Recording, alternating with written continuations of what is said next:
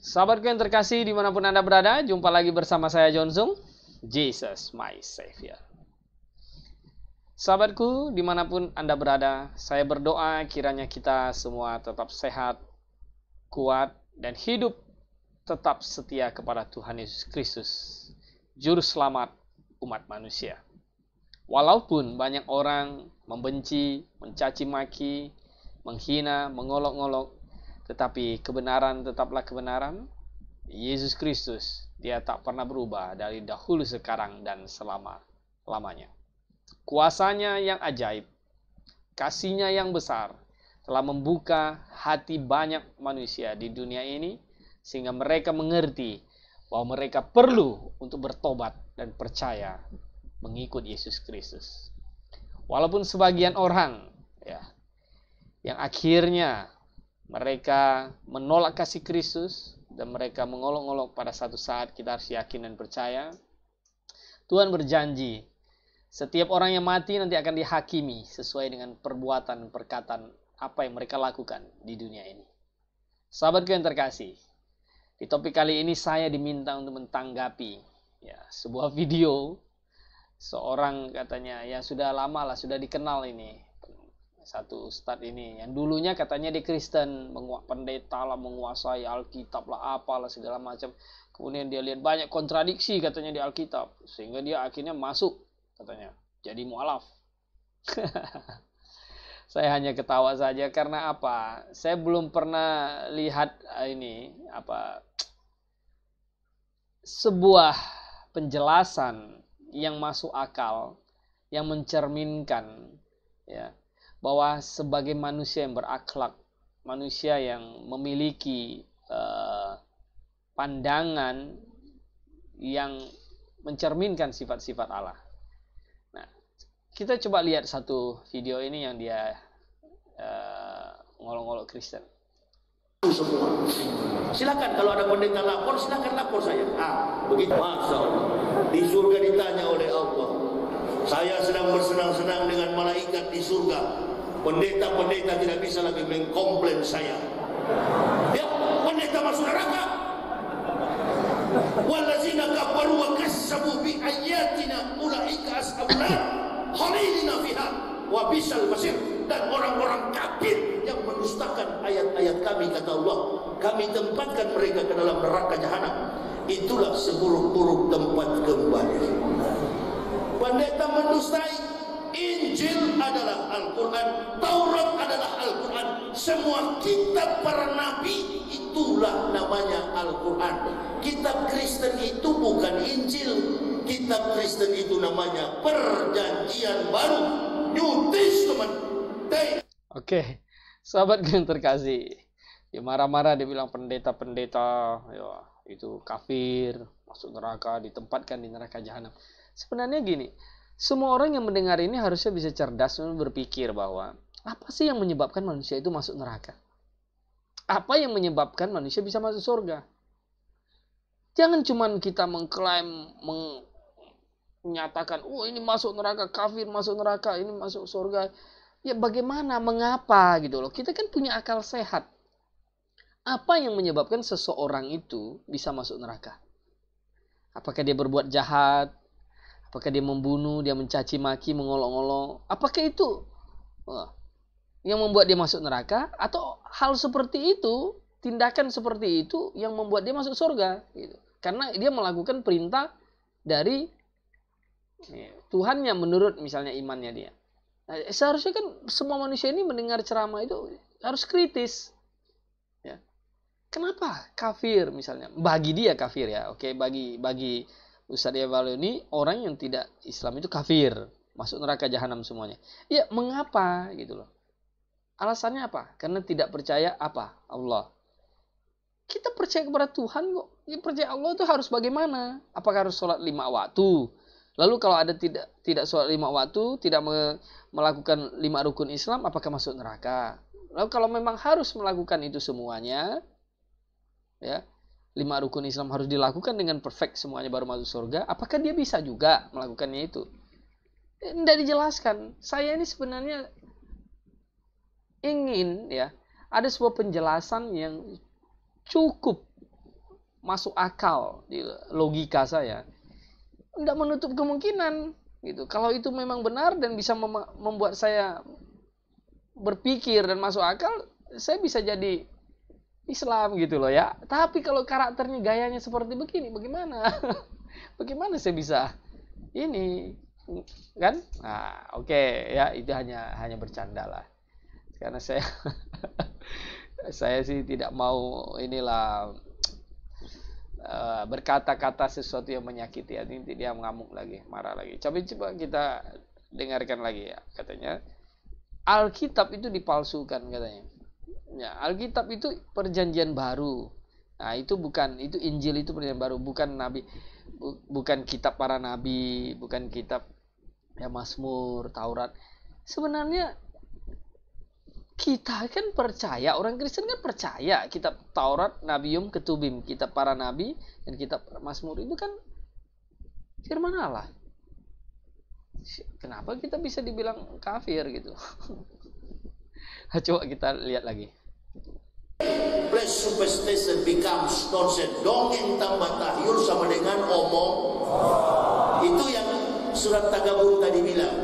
Wallazina kafaru wa kassabu bi ayatina. Kasab itu, ahli kitab itu, kafir itu, pendusta. Apakah betul? Betul. Saya dari mimbar gereja, dengarlah firman Tuhan. Padahal bukan firman Tuhan, firman saya dan teman-teman yang bikin dulu. Sudahlah pendeta, kalau dengar menjelas saja lah. Nanti Pak Ketua MUI, kalau ada pendeta di tebing tinggi tersinggung, nih, biodata saya lengkap. Nih Pak, semua pendeta saya yang disudahkan, ini buku saya. Siapa yang punya keluarga? Nah, ini kan ngomong besar. Semua pendeta dia wisudakan ini. Waduh, saya bilang konyol sekali. Ya. Saya tuh kadang ya nontonnya itu bukan marah. Mungkin dia mau pikir pendeta mau laporkan dia, mau marah. Lucu, bukan begitu. Kasihan saya. Tidak ada sedikit pun saya membenci kepada ini apa nih, Yaya Waloni ya. Tapi saya kalau nonton videonya itu ketawa sendiri saya ya. Kalau kita baca di dalam Alkitab ya, di dalam Alkitab mengenai kafir itu kan Matius 5. Coba kita lihat ya, Matius 5 apa itu ininya, bunyinya itu Matius pasal 5. Jadi kadang-kadang ya banyak orang ya menjadi mualaf. Sebenarnya mereka itu ngerti nggak sih gitu? Apakah memang mereka benar-benar kekristenan dari awalnya atau apa gitu? Jadi saya ragu gitu loh.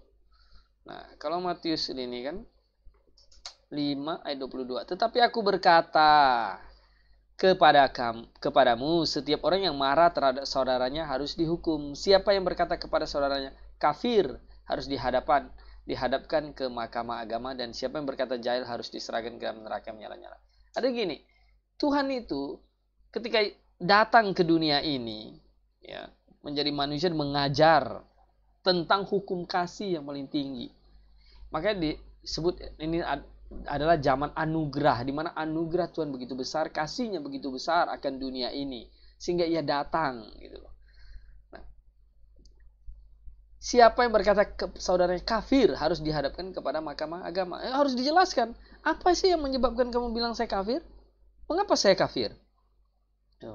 Atas dasar apa kamu bilang saya kafir? Tidak mampu kan menjelaskannya gitu loh. Di ayat ke-44 juga Alkitab bilang begini. Ya, ini ajaran Alkitab itu penuh kasih. Tidak ada yang mengajarkan untuk marah-marahin orang. Ya. Ayat 44. Tetapi aku berkata kepadamu, kasihilah musuhmu dan berdoalah bagi mereka yang menganiaya kamu. Tidak bisa bayangkan. Saya berdoa buat Yaya Waloni supaya suatu saat ya, kalau memang masih anugerah Tuhan untuk dia belum tertutup, Tuhan masih sabar dengan dia. Tuhan buka hatinya supaya dia bertobat dan mengerti kebenaran firman Tuhan. Kita mengasihinya. Kita sama sekali dia akan bagaimana, kita akan marahin dia. Nggak usah lapor-laporan lah. Kita namanya iman ini kan namanya masing-masing privasi, ya. Tapi kalau dia terus begitu, ya, karakternya, ya, gayanya arogan, ya, bagaimana bisa masuk surga? Kalau menurut Alkitab yang orang begitu ya pasti masuk neraka. Tidak percaya Yesus, menghina-hina Yesus, mengolok-olok Yesus. Nah, di dalam Alkitab itu jelas mengajarkan kasih. Ya, berbeda jauh dengan apa yang diomongkannya ini nih. Ya. Nah, coba kita lihat lagi lah videonya, kita lihat lagi apa yang diomongkan dia ini supaya kalian ini tahu karakter seseorang itu bisa lihat dari apa yang dia katakan. Warga Kristen silakan dikasih pinjam. Ini bukan buku agama Islam, buku semua agama. Judulnya Kebenaran Islam menurut mantan pendeta. Kalau Saifuddin Ibrahim benar, dia mantan kiai, bikin buku Kebenaran Kristen menurut mantan kiai atau mantan ustaz. Mana ada ustaz masuk Kristen, mana ada ustaz murtad, enggak ada. Saifuddin Ibrahim itu dikatakan oleh Al-Anfal, inna syarrat dawabi indallahi allazina kafaru fahum la yu'minun. Kata Allah, sesungguhnya binatang makhluk yang paling buruk di sisi Allah adalah orang-orang kafir. Jadi kalau Anda bisa bayangkan ayat Al-Quran yang dikutip katanya bahwa binatang yang paling buruk itu kafir. Waduh. Dia menyamakan manusia, ciptaan Allah, itu binatang yang paling buruk kalau kafir. Hebat sekali ya ininya ya. Ayat ininya nih, ayat Al-Qur'annya nih. Padahal dalam Alkitab itu bilang apa? Matius pasal 22 itu ya. Coba saya lihatkan ini Matius 22 ya. Matius 22. Hukum ya. Rangkuman hukum Taurat itu ada di ayat ini. 39. Jadi sahabatku yang terkasih, Anda jangan takut dengan ceramah itu, juga Anda perlu benci dia gitu. Saya banyak orang yang komen-komen saya dalam orang Kristen sendiri juga yang komen marah-marah, saya sama sekali tidak ini membenci kok. Maklum, dia belum mengerti firman Tuhan. Kita berdoa kiranya Roh Kudus menerangi hatinya supaya dia bisa mengerti. Kalau dia udah mengerti beda ya, sama seperti dulu Rasul Paulus. Membunuh Stefanus ya, mau menangkap orang-orang Kristen. Akhirnya Tuhan membuka hatinya, dia bertobat ya. Ya enggak apa-apa gitu. Jangan membenci, kita nanti berdosa lagi kita benci orang ya. Nih lihat. Ya. Hukum yang jawab Yesus kepadanya, kasihilah, ayat 37, kasihilah Tuhan Allahmu dengan segenap hatimu dan dengan segenap jiwamu dan dengan segenap akal budimu. Oke, jelas dari situ ya.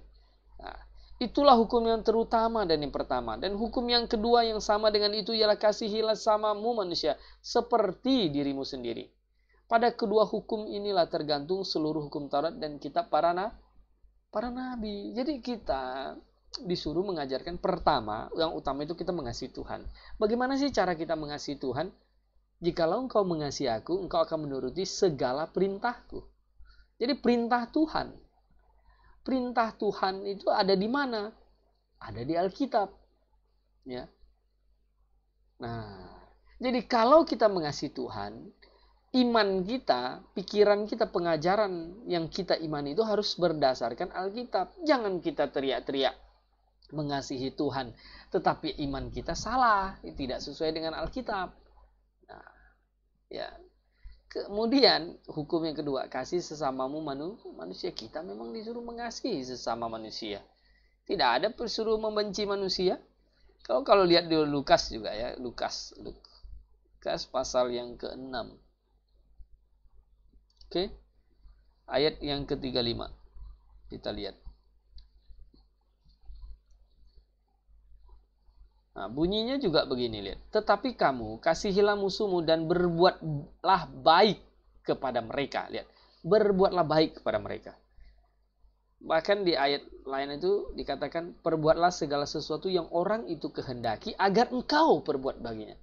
Jadi apa yang bisa saya lakukan untukmu, saya akan melakukan itu. Saya berusaha menyenangkan hatimu. Ya. Lihat di sini ayat 5. Tetapi kamu kasihilah musuhmu dan berbuatlah baik kepada mereka. Jadi saya bingung, banyak orang Kristen juga ya. Mereka beriman, mereka ikut Tuhan, menjadi fanatik bodoh. Sedikit ya, ada hamba Tuhan yang bicara misalnya berbeda dengan imannya, dia marah-marah tapi dia tidak mampu menjelaskannya. Nah, dia bilang tidak boleh menghakimi, tapi dia menghakimi. Orang sok benar, sok apa segala macam, sombong, mau cari benar sendiri. Dia menghakimi, enggak, ya kenapa gitu loh, alasannya apa? Nah makanya saya bilang, sebenarnya banyak orang Kristen juga mentalnya itu seperti Yaya Waloni ini. Betul, Anda lihat komenmu. Jadi sebagian orang ya mengkritik gaya Yaya Waloni ini seperti ini, tapi dirinya sendirinya enggak beda jauh. Nah, tentulah kalau Yaya Waloni lebih parah, ya maka jadi orang Kristen tidak boleh seperti itu, ya. Kalau saya bilang, oh ini sesat, saya jelaskan menurut Alkitab sesat. Maka Anda lihat ayat saya di sini, beritakanlah firman, siap sedialah baik atau tidak baik waktunya, nyatakan apa yang salah, tegurlah dan nasihatilah dengan segala kesabaran dan pengajaran. 2 Timotius 4 ayat 2. Bagaimana kita bisa dibilang tidak boleh menghakimi? Kita itu disuruh menyatakan, ya, yang salah itu bagaimana, yang benar itu bagaimana. Suruh tegur dan nasihati, tapi dengan apa? Kesabaran dan pengajaran. Jangan kamu nyatakan orang lain salah, tidak mampu memaparkan ajarannya yang benar bagaimana, dasar Alkitabnya bagaimana.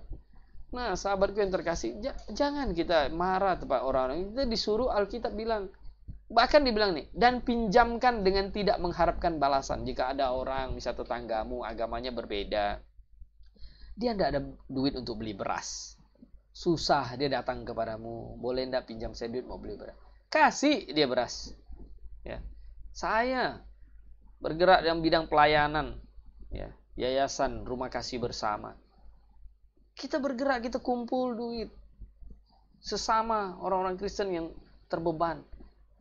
Anak-anak panti asuhan kita dukung.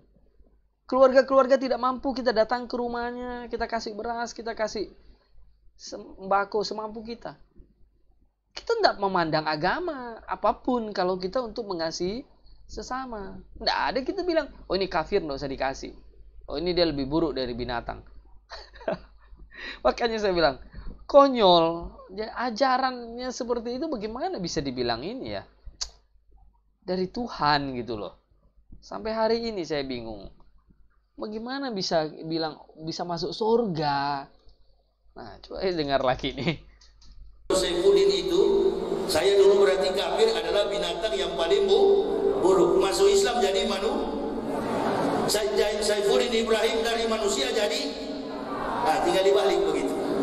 Supaya yang mau jadi binatang. Dia Saifuddin Ibrahim, seorang ustadz dulunya ya, berkecimpung dari kecil sampai cukup berumur ya, mendalami Al-Quran, mengajar bahkan. Lalu dia masuk misalnya Kristen, lalu dibilang lebih parah dia binatang seperti itu. Bagaimana pengajaran seperti ini bisa dibilang dari Tuhan yang Maha Kasih, Allah yang Maha Benar, Maha Penyayang ya. Jadi sahabatku dimanapun Anda berada, ya Anda harus pikir baik-baik. Ya, jangan marah, tapi kita lihat aja gitu. Hati nuranimu bagaimana? Coba kita lihat lagi. Malam ini tidak jadi. Dan bersyukur ibu bapak dari lahir memang sudah saya sempat jadi binatang, sekarang jadi Al-Anfal 55. Inna syarrat dawabi indallahil ladzina kafaru fahum la yu'minun. Sesungguhnya binatang makhluk yang paling buruk di sisi Allah adalah orang-orang kafir. Orang-orang kafir, binatang yang paling buruk. Yang Anda bisa bayangkan, ya. Ada ayat di dalam Al-Quran yang barusan dikutip oleh Yaya Waloni katanya. Jadi binatang-binatang yang paling buruk itu orang-orang kafir. Jadi bagi mereka orang-orang kafir itu anggap seperti binatang yang buruk. Ya kalau mau disembelih, kalau mau dipotong, ya mungkin halal darahnya. Ini bahaya ajaran seperti ini. Bagaimana ini bisa dibilang dari Allah yang Maha Kasih dan Penyayang? Gitu loh. Nah, coba kita dengarkan lagi. Jadi derajat kafirun itu adalah binatang. Kalau mau protes jangan sama saya, sama Al-Quran. Kalau mau tanya kitab suci Kristen sama saya. Ini ada. Dia kalau mau protes jangan sama saya, sama Al-Quran dia bilang, bro. Ya, jadi yang dia ngomong itu bukan pendapat dia, tapi Al-Quran dia bilang kan. Jadi derajat orang kafir itu binatang yang paling buruk. Nah, Anda bisa bayangkan. Ayatnya yang kosong-kosong, ini ada angkanya tapi tidak ada kalimat. Lama saya sembunyi, 16 tahun saya sembunyikan. Bapak saya masuk Islam, dia bilang, kenapa dulu tidak ente bongkar ini palsu? Kalau saya bongkar, saya tidak dapat gaji. Nah, pendeta mana yang tahu kebohongan ini? Pendeta yang jam terbangnya sudah profesor. Nih, palsu semua. Silakan kalau ada pendeta lapor, silakan lapor saya. Nah, sebenarnya itu begini, ya. Kalau kita bilang Alkitab itu palsu, gitu, ayatnya bahwa coba disampaikan di mana. Lalu yang asli itu bagaimana? Kalau kita ngomong ini palsu, Alkitab Kristen palsu, lalu yang asli bagaimana? Tidak ada yang asli. Kalau kita bisa menyatakan ini palsu, berarti kita tahu yang benar itu bagaimana, yang asli itu bagaimana. Nah, sampai hari ini saya lihat banyak debat-debat ya dari pihak Muslim ini sama palsu. Ya yang asli bagaimana? Kenapa kamu bisa nyatakan itu palsu? Atas dasar apa? Nah, dia jadi pendeta katanya. Kalau ngebongkar ini tidak bayar gaji. Berarti kan dia mentalnya kan mental bukan hamba Tuhan yang tulus untuk melayani Tuhan. Yang makan gaji kalau gitu dulunya dia. Nah, jadi dia lama jadi pendeta. Kalau begitu, makan gaji buta. Takut dia membongkar ini. Kan bagaimana mentalnya seperti itu? Saya melayani Tuhan. Dari sejak tamat SMA saya melayani Tuhan. Tidak ada menerima gaji punya. Kasih tahu. Kita berjuang. Independen. Dan puji Tuhan. Tuhan juga mendukung. Ya. Memakai orang-orang yang kadang-kadang saya tidak kenal. Ya. Mereka bisa mengasihi saya. Dengan iman, hidup. Oh, hidup. Kita bukan makan gaji. Nah, inilah model seperti ini kan ngaco ini. Begitu lapor, muncul di TV. Orang Kristen yang tadinya tidak tahu akan jadi kosong gereja, dia ke Islam semua. Itu Manado, Pak Ketua. Manado sampai masuk Islam karena mereka sudah tahu. Untuk apa hidup dengan teori yang bohong? Dalam prinsip sains, ilmu pengetahuan, tidak ada teori salah, praktik jadi benar. Sedangkan teori sudah benar, kadang-kala umat Islam salah. Inna ja'ainahu Qur'anan Arabian la'alakum ta'qilun. 8 tahun saya belajar Al-Quran. Jangankan satu kata, satu titik dalam Al-Quran tidak mampu diselewengkan oleh otak dan tangan manusia. Jadi saya masuk Islam ini karena takjub kepada Al-Quran. Soal kelemahan-kelemahan saudara Muslim silakan. Mau sholat kaki dibuka lebar-lebar. Oke. Saya banyak saya ikutin videonya ini, ya Waluni ini. Dia belum ada. Ya dia menjelaskan bagaimana caranya.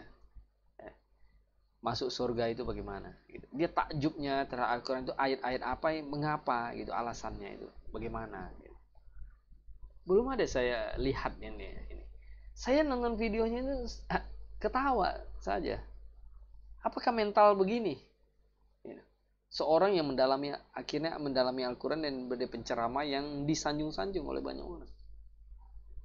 Nah, sahabatku yang terkasih dimanapun Anda berada, saya mau katakan bahwa ya lebih baik kita ikut Alkitab.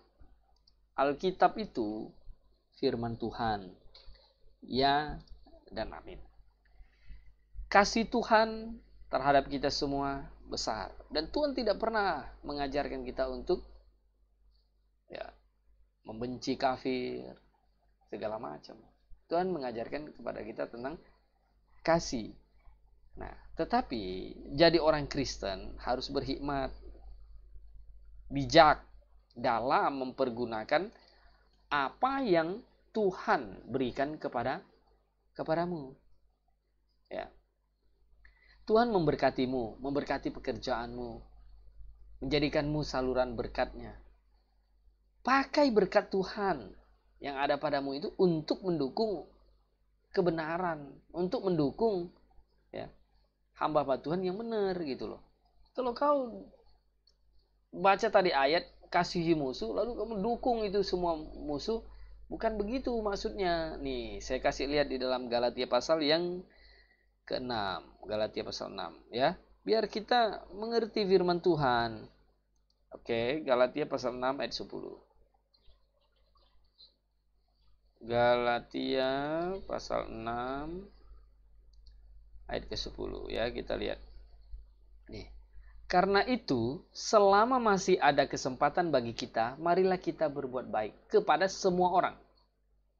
Jangan pernah ada niat jahat kepada orang lain, walaupun dia tidak seiman dengan kita.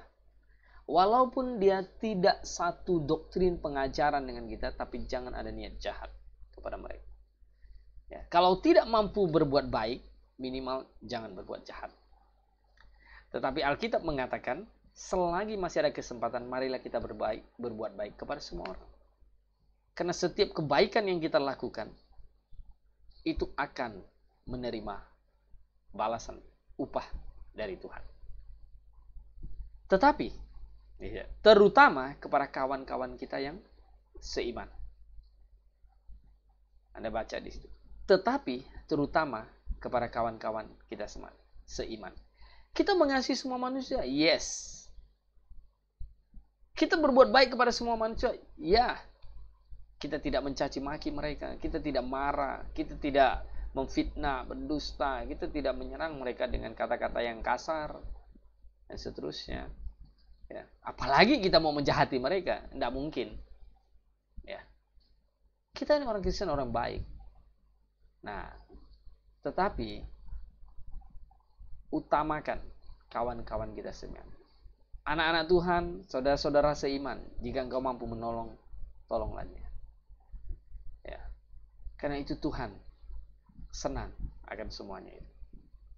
Sahabatku yang terkasih manapun Anda berada, saya berdoa untuk setiap orang yang menonton channel YouTube saya, supaya kita semua semakin mengerti kebenaran firman Tuhan. Jangan pernah give up, jangan pernah menyerah dalam menghadapi pergumulan apapun dalam hidup ini, yang berusaha menghancurkan imanmu, yang berusaha melemahkan imanmu, menjauhkan dirimu dari Tuhan Yesus Kristus. Tetap setia kepadanya. Tuhan akan buka jalan saat tiada jalan. Tuhan tidak membiarkan kau jatuh tergeletak, tapi Tuhan akan angkat engkau dan bangun. Bahkan Tuhan akan memakaimu untuk menjadi alatnya, memancarkan terang. Jika engkau tidak mampu untuk menjelaskan firman Tuhan, ibarat engkau tidak mampu untuk menjadi pelayan full timer dalam menjadi hamba Tuhan, dukunglah orang-orang yang setia untuk melayani Tuhan dengan doamu. Doa orang benar sangat besar kuasanya. Sahabatku yang terkasih, jangan pernah terprovokasi oleh orang-orang yang menamakan dirinya pemimpin agama lah, apalah. Bagi kita, dasar iman kita adalah Alkitab. Dasar iman saya bukan pengalaman orang. Dasar kebenaran saya adalah Alkitab. Oleh sebab itu saya tidak terpengaruh sedikit pun. Ada orang yang bersaksi bahwa dia bertobat percaya Yesus. Dahulunya dia Muslim, bertobat percaya Yesus. Saya bahkan ragu kadang sama mereka. Dia bilang percaya Yesus. Karena apa? Karena lihat sesuatu, lihat Yesus. Iman timbul dari pendengaran firman Kristus. Orang bisa bertobat dan percaya kepada Kristus harus mendengar firman Tuhan. Tidak bisa hanya lihat sebuah gambar apa di situ. Dan gambar itu tidak bisa menjanjikan apa-apa. Lalu kita bisa mengklaim itu Yesus. Itu hal yang konyol. Sahabat yang terkasih, marilah kita mengasihi Tuhan, Allahmu katanya, dengan segenap hatimu, akal budimu, jiwa ragamu, dan kekuatanmu. Oleh sebab itu, barulah Tuhan akan memakai kita menjadi alatnya yang terus memancarkan terang, menjadi mercusuar kebenaran. Bersama saya John.